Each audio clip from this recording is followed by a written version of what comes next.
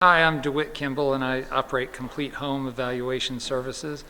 And I was called into this project by one of the parishioners because the building was losing so much heat. And churches in general have a hard time keeping up with the cost of fuel, cost of heating.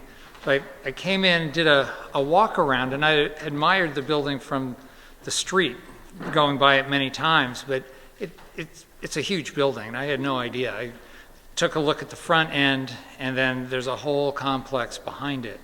And the difficulty is trying to figure out how to spend money efficiently.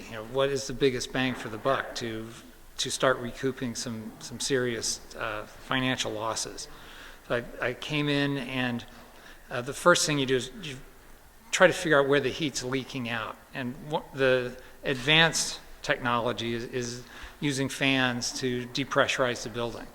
And you then get the rate of air that's leaving the building and the amount of pressure it takes to pull that air out.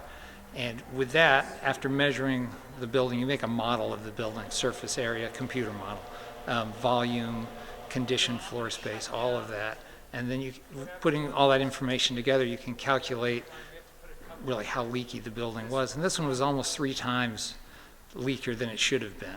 And so I go around with an infrared camera, and the infrared camera just shows temperature change, temperature differences. People think it's X-ray. It isn't. You're just getting an image of what the temperature difference is between surfaces in your viewfinder. I went through the entire building and shot all of the faces, the roof, any exposed surface to see where the leaks were. And you could tell there was no insulation in these walls, still isn't.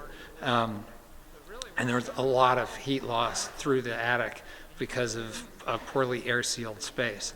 And what you look at first is getting rid of the air leakage. Air leakage is half your cost.